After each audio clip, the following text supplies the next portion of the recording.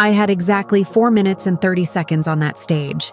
4 minutes and 30 seconds of microphone time, standing in front of 400 people in a university auditorium, wearing a gown I had bought myself with money saved from double shifts the previous summer. My parents were sitting in the third row. My mother was already dabbing at her eyes before I'd even opened my mouth. My father sat straight and proud with the particular kind of confidence that belongs to people who believe they have genuinely earned the right to feel it.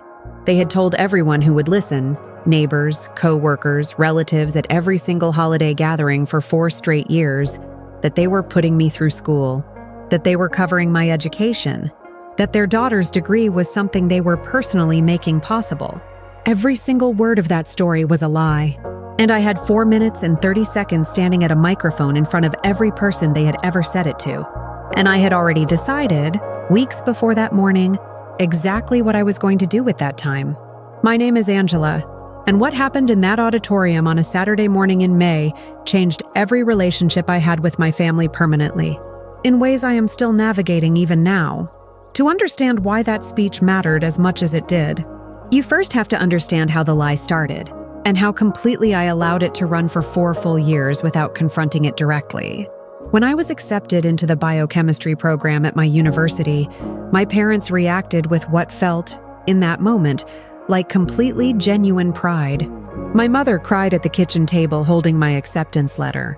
My father told me he had always known I would get in, squeezing my shoulder in that quiet way he had of showing emotion he couldn't quite say directly. It was one of the warmest family moments I could remember in years, and I held on to that warmth for weeks, afterward, even as everything that came after it slowly hollowed it out and replaced it with something far more complicated. The financial conversation happened about 3 weeks after my acceptance letter arrived. I sat down with both my parents expecting an honest, practical exchange about what they could realistically contribute and what I would need to manage through scholarships and loans. What I got instead was closer to a performance. My father explained at some length and with specific-sounding figures about a college savings account they had been quietly building for years. My mother mentioned covering tuition, housing costs, and a monthly living allowance that would let me focus entirely on my studies without needing to work. They spoke about this the way people speak about plans they've already finalized, with confidence, with detail, with the particular ease of people who aren't actually worried about the thing they're describing. I was 22 years old and I wanted to believe every word of it. So I did, completely, because nothing in that moment gave me any reason not to.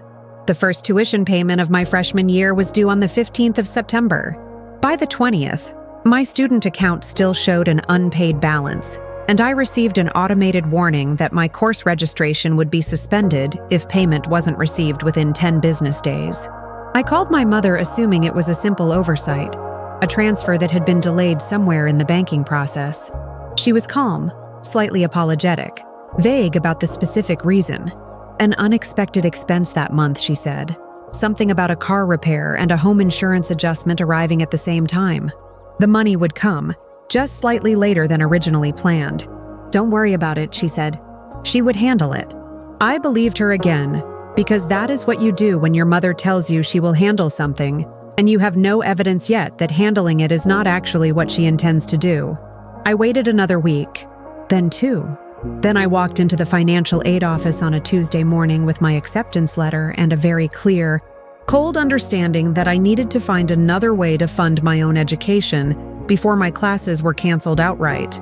The financial aid counselor who helped me that morning, a quiet and methodical woman named Patricia, put together an emergency package of loans and a partial scholarship extension that covered the immediate balance without asking me too many questions about why the family contribution hadn't materialized. I think she had sat across from students in exactly this situation before and understood that asking those questions rarely helped anyone in the immediate term.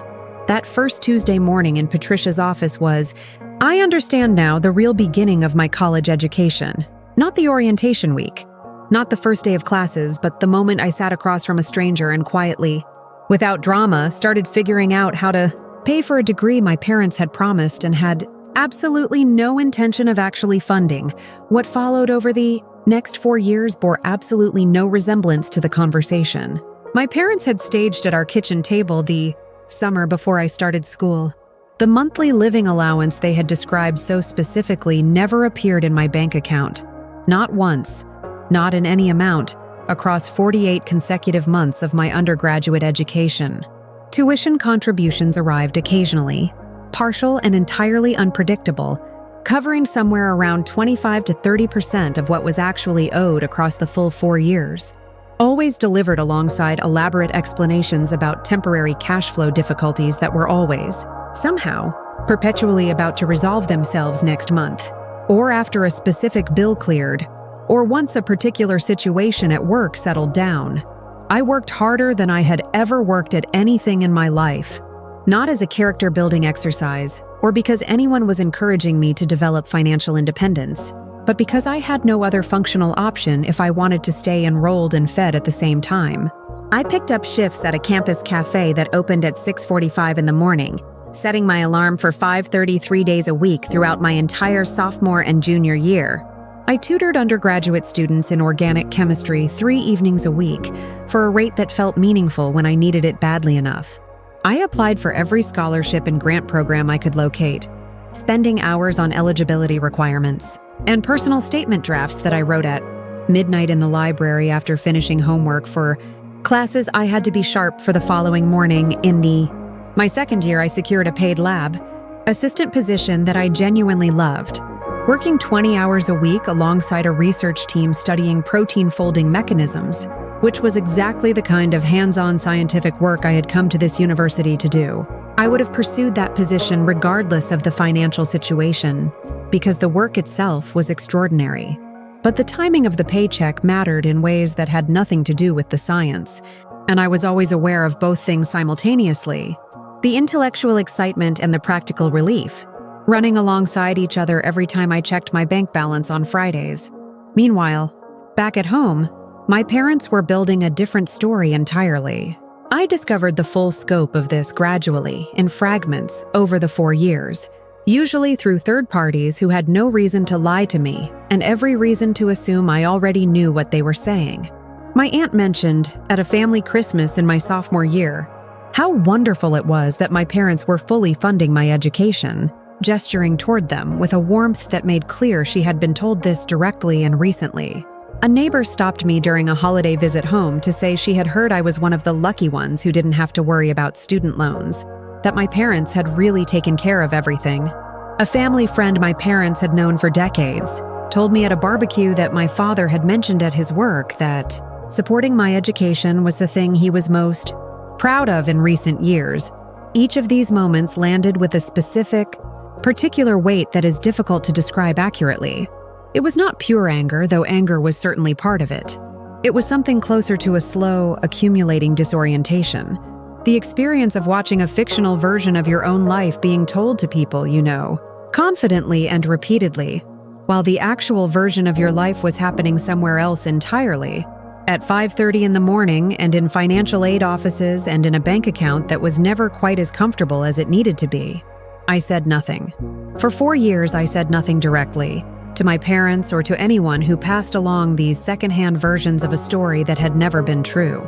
I processed it in the way I processed most difficult things during that period, by setting it aside, by focusing on what was immediately in front of me, by telling myself that the degree itself was what mattered, and that the surrounding narrative, however false, was ultimately irrelevant to the education I was actually building for myself, one early morning shift at a time.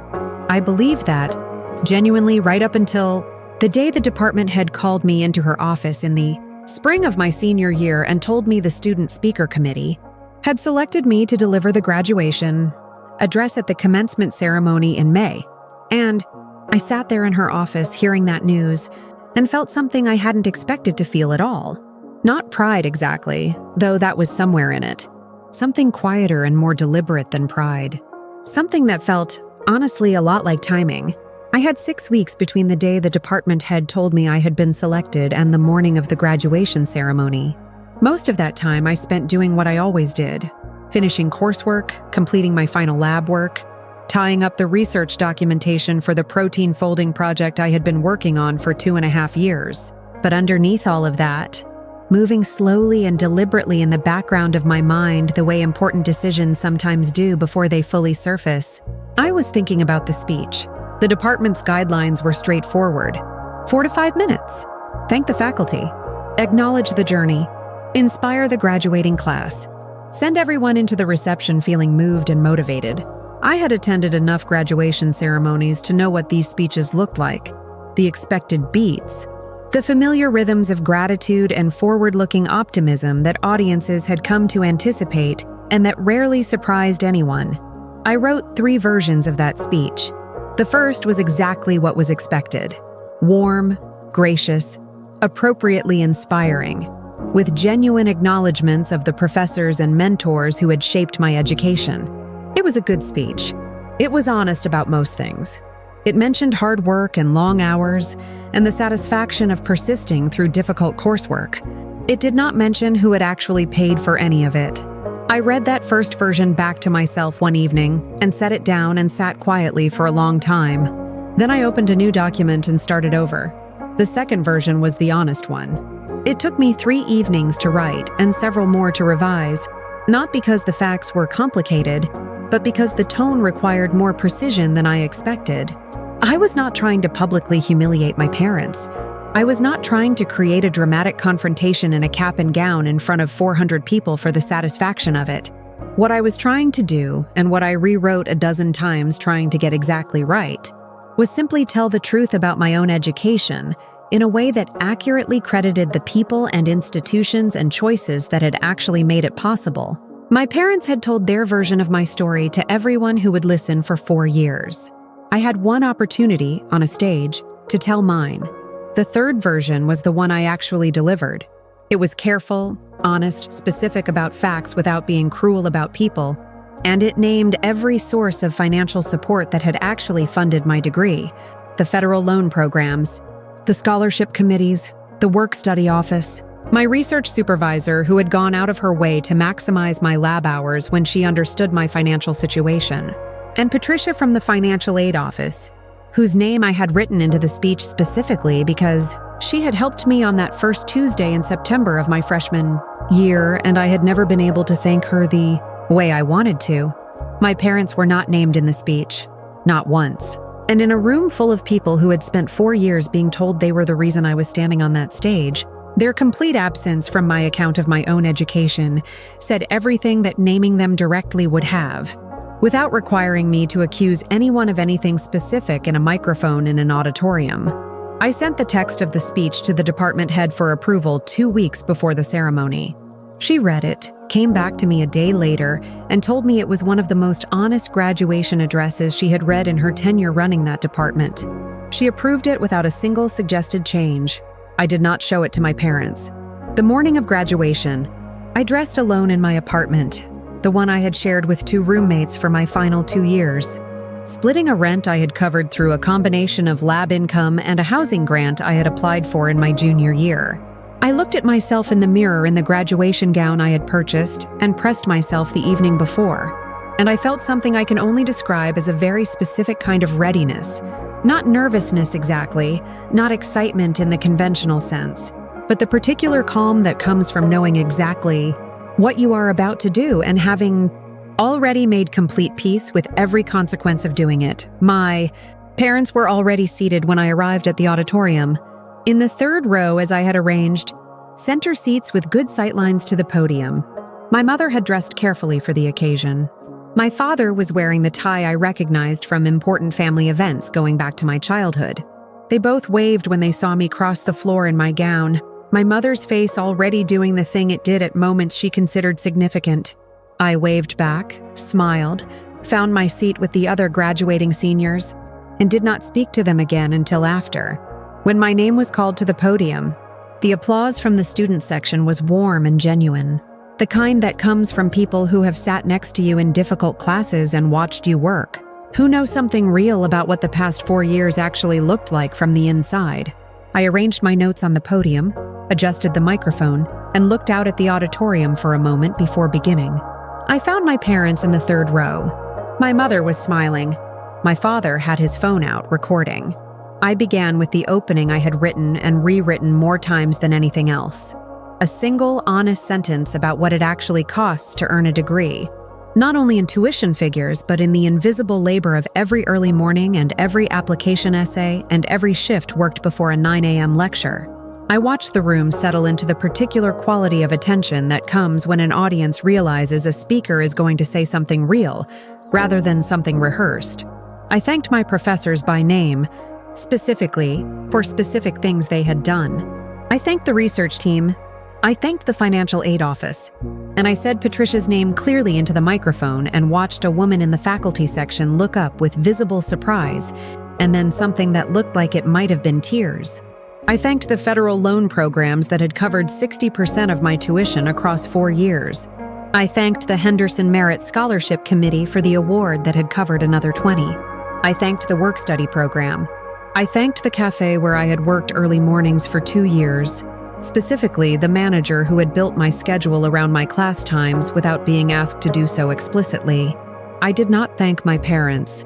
I did not look at the third row while I was speaking. I finished my 4 minutes and 30 seconds, thanked the graduating class for 4 years of genuine community, and stepped back from the microphone to the loudest applause I had ever heard directed at me personally. My father had stopped recording somewhere around the 3rd minute. I noticed this when I glanced toward them briefly while returning to my seat. My mother was no longer dabbing at her eyes in the way she had been before I started speaking. Both of them were very still in the particular way people are still when they are processing something in public that they cannot yet respond to. The reception afterward was where everything that had been building during the 4 minutes and 30 seconds of my speech finally arrived slowly and then all at once.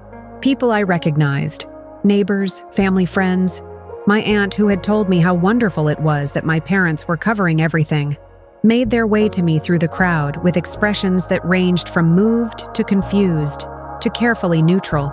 My aunt hugged me and said quietly near my ear that she hadn't realized, that she wished she had known. A woman I didn't recognize introduced herself as the wife of one of my father's coworkers and told me she had always wondered where my father's college fund stories had actually gone.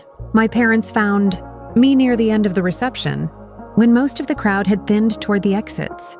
My father spoke first, his voice lower than usual, controlled in the way that in our family had always indicated something significant was being managed rather than expressed.